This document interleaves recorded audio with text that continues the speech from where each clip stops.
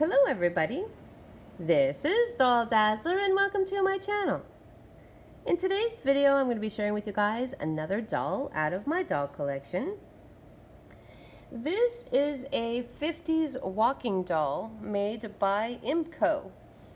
And when I was doing the research on this particular doll, I couldn't find a whole lot of information about her other than the fact that she was probably kind of the resemblance of the Saucy Walker.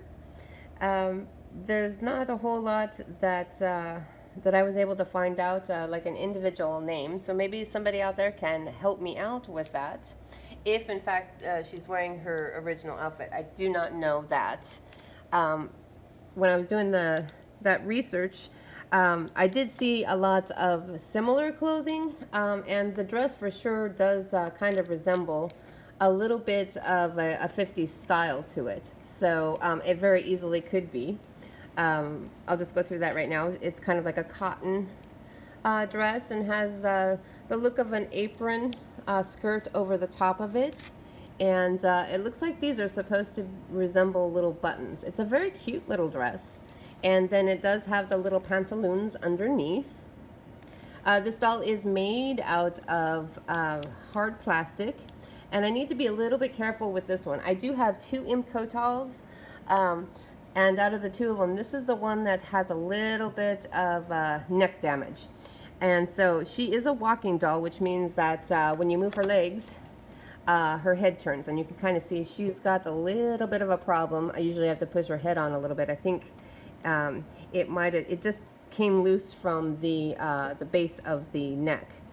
But when you move her feet, her head moves back and forth. And so this is, they compare her to the Saucy Walker, or IMPCO's answer to the Saucy Walker. They're kind of competition to that doll. She does have a little bit of the features that resemble that doll as well. I just don't have an individual name for this particular version. The other one that I have, I'll be doing a video on pretty shortly. And she also has a little voice box. Now, I have not heard her say anything, so I believe that voice box is probably, maybe it got wet or something. I don't know. And I wouldn't even know how to get in to investigate and see what's going on with it. She is a strung doll.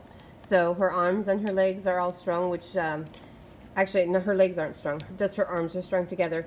Her legs are the ones that have that walking mechanism in it to turn the head. So they're going to have little pins in them. And let's see if I can show you that now.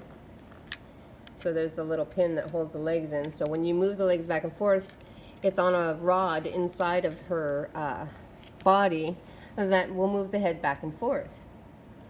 She's in very, very good condition. I did buy this doll from an antique store, not knowing who she was, but I knew that she was a walker doll just because of the pins. When I picked her up, I could tell that when you moved her legs, that her head turned, even though she does have that little bit of a issue. I think that can be fixed. It's not probably really a bad issue, but it does make it hard to display her if her head is not on properly. It is her original wig that she has on, and I think it's trying to maintain its original style.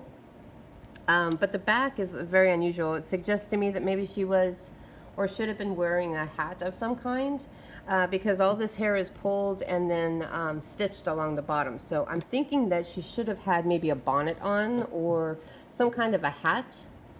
Her paint is in fantastic condition. Just really, she's a very, very pretty doll, but kind of an unusual look to her. She has an open mouth with 4 teeth. And then her shoes, I forgot to mention that her shoes are probably original that go with the dress. So I'm thinking that it is an original outfit for her, but I'm not for sure. Let me show you her markings if I can really, really carefully. I do not want her head to come completely off of that base, so I have to be a little bit careful with it. As you can see, it's having a hard time. It looks like it needs to be put back on its base there. Oh, I don't know if I'm going to be able to show this to you guys or not. It might be a little bit difficult. Let's see if she has got another marking on her back. She might have one on her back. No, I do kind of see it right here. Oh, I think you guys can make out that IMPCO on the base right here underneath there. And you can see this is, you can see the rod inside. It's just come loose off of that base there. So I want to be kind of careful with her and messing around with that joint up top on her neck. So if anybody has an IMPCO doll that resembles this, or has this exact doll that has the dress, and maybe I can confirm if this is her original, please leave that in the comments for me. Other than that, if you guys like this video, please like and subscribe to my channel.